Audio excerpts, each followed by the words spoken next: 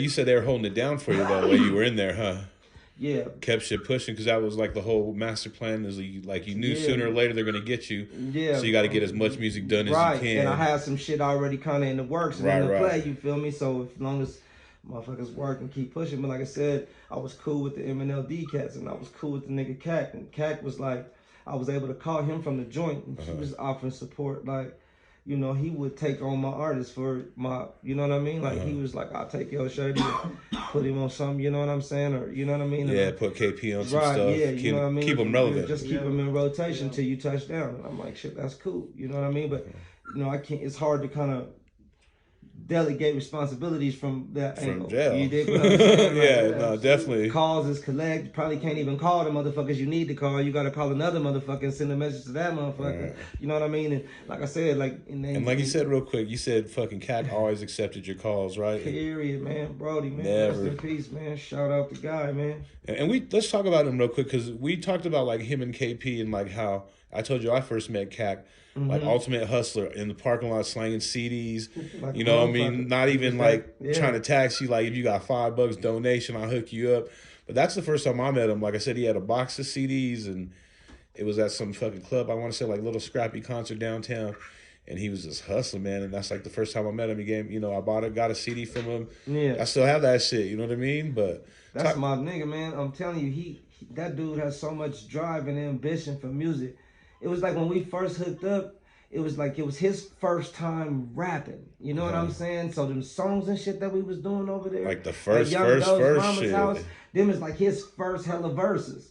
And I remember like doing songs with this dude, you know what I'm saying? And we used to be like, oh, nigga, see, I told you could do it, nigga, you hard. Nigga, listen to this shit, fool. You know what I'm saying? Like the verses was slapping, you know what I'm saying? Man, I wish I could get my hands on some of that music today because that shit'd be monumental. That shit's classic. You feel me? For real, you know? But somebody probably got that shit somewhere. Somebody got it.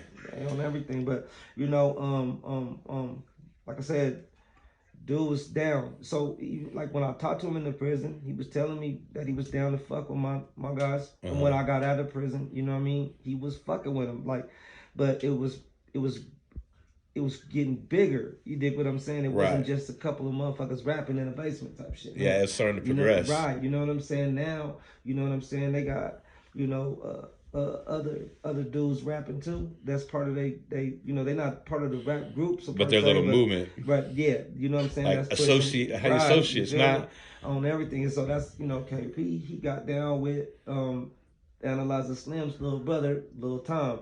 Him and Lil Tom created a group called Bipolar.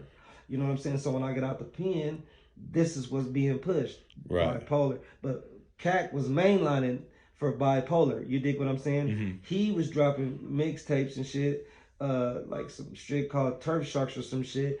And he was in the Turf Sharks mixtape that he was pushing, he had Bipolar songs in there. You know what I'm saying? Like, so he was kind of pushing. So he wasn't just making like a mixtape like 50 Cent with all his tracks, but he was making a mixtape with like his homies' tracks and his tracks, showing everyone love. Right, you know what I'm saying? And then, like I said, them niggas like had a DJ.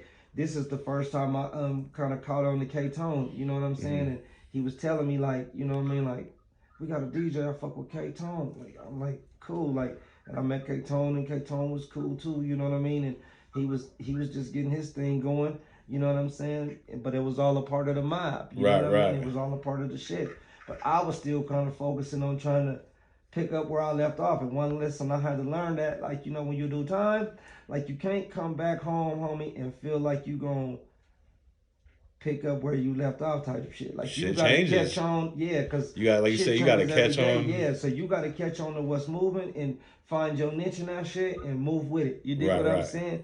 Because, you know, a lot of times we start out rappers, homie, but you know, we might end up being something totally different at the end of the game. The videographer, the manager, the fucking... You feel me? Whatever the fuck is making the money, you know what I'm saying? Whoop somebody's ass, fucking Goon Squad. It can go all kinds of ways. Right, you know. You gotta play your position, like you said. We'll get to you eventually, putting people in the right places too. Yeah, you did. Play your strengths. Yeah, you feel me? So, yeah. So you gotta kind of like, you know, just recognize that motherfuckers is gonna grow and elevate in different ways. You know what I'm saying? You know, you might meet a motherfucker, they might be carrying somebody's bags right now. You know what I'm saying? But you know what I'm saying? They about to do something. A couple years next down the line, this motherfucker might run the biggest corporation. You know what I'm saying? So what Think about it like Big John. Big John was just a DJ running around this motherfucker. Right. This motherfucker is the biggest mogul in hip hop history. That's crazy. To this day. On everything. Same nigga that was throwing parties for us back in the Gap. You feel me? From the radio station. Remember that Big Dion playing UTFO records and shit, huh? I was just about to say that, bringing out the Cac and Kp and Roxanne and all that shit. You feel me? Oh no, hey, I promise you, on the biggest one. Hey, so what was your position then when you got back out? When you figured all that out, where did you come in? Oh, excuse. Look, I'm fucking y'all shit up here. I'm high. They got me high, bro. Look, hey, I'm trying to roll another joint. Look, listen. But so you know, when I got out, like I said, I was still feeling like I wanted to pick up the pieces, but the game was moving faster than, you know what I'm saying, where my mind was at. Right. Because, you know, in prison, I'm only going to get so much game. You know what I'm saying? Right. Whatever books I can get in the library, whatever I can get people to send me in. Some dated shit, too. You feel what I'm saying? And all this information. You know what I mean? I might like read The Music Business by Kashif or some old shit. You know what I'm saying? Yeah. This shit was published way back in probably like 1985. But I'm still trying to make music in 2000 something. Right. You know what I'm saying? Like, so, I mean, and don't get it fucked up. The game is still solid, but the game is changing. It faster and faster every day. You know what I'm saying? You know, music is going from, you know, hearing songs and good little shit to almost like data. Like, fuck, it's a yeah. It reminds me of like a whole bunch of shit at once. You know what I'm saying? It reminds me of like, and you process it and move forward. You know what I'm saying? No, that's a great analogy, bro. I really like that. That's a perfect way to put it, man. It's just data now. Music is data. You know what I mean? I was gonna say that shit reminds me of Willy Wonka. Process it, damn, bro. Yeah. That's deep. When he shrinks the candy bar and it goes in the air and it's all the data. That's what it is right there. Yeah, man, I promise you, because you got to think about it. Every person that you meet today is artists.